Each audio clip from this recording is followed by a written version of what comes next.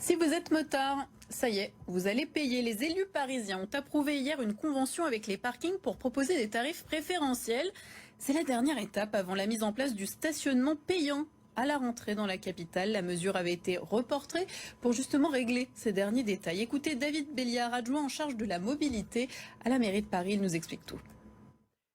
Ce forfait de roues motorisées pour un tarif attractif va leur permettre de pouvoir stationner de manière illimitée dans un parking dit de référence, c'est-à-dire un parking peut-être à proximité de là où ils travaillent, et puis d'avoir accès à des tarifs qui sont extrêmement attractifs, jusqu'à en moyenne moins 40% des tarifs habituellement pratiqués, dans un premier temps 90 parkings dans tout Paris. Notre objectif est d'arriver assez rapidement à 140 parkings.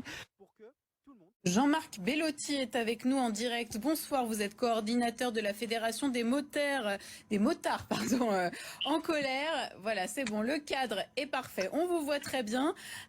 Ces tarifs préférentiels, est-ce qu'ils vous semblent justes pour les motards? Alors absolument pas.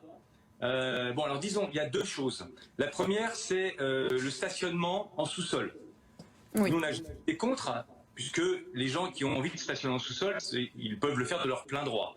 Et que ce soit en sous-sol, ça nous semble normal que ce soit payant.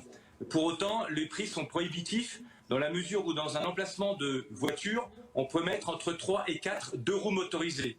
Ce qui veut dire que normalement, le prix devrait être entre 3 et 4 fois moins cher par rapport à une voiture. Mais attendez, Jean-Marc Bellotti, vous me dites, oui. Les parkings en sous-sol, on n'est pas forcément pour, mais c'est quand même pas mal quand on a un scooter et qu'on a des tarifs préférentiels et qu'on peut le mettre pour le protéger, éviter de se le faire voler. Pas dit ça. J'ai dit on n'est pas forcément contre.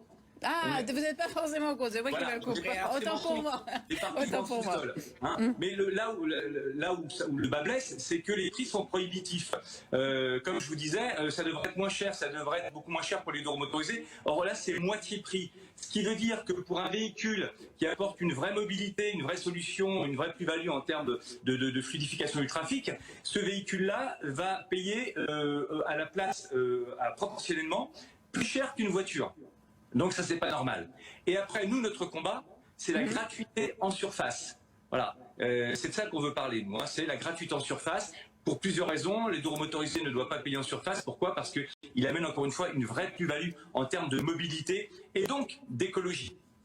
Alors, pour les Parisiens, pour les résidents de la capitale, pour le coup, ça va pas être trop cher en surface. 22 € par an. Alors non, c'est pas ça, c'est qu'en surface, ça va être beaucoup plus cher que ça parce qu'il va y avoir une carte d'abonnement et surtout le problème, si effectivement on ne parle que des Parisiens, ça va pas être excessif, d'accord? Mais si on parle des gens qui viennent de banlieue, il y a plus de 900 000 personnes qui rentrent dans Paris tous les jours pour travailler, tout transport modal confondu, deux roues motorisées, voitures, transport en commun. Tous ces gens qui habitent en banlieue parce qu'ils n'ont pas les moyens d'habiter à Paris et donc se sont exportés vers la banlieue, et bien maintenant on leur dit on va en plus vous faire payer pour pouvoir venir travailler. Donc on trouve que socialement c'est un petit peu gros et surtout, encore une fois, faire payer les deux roues motorisées, c'est une ineptie en termes de mobilité.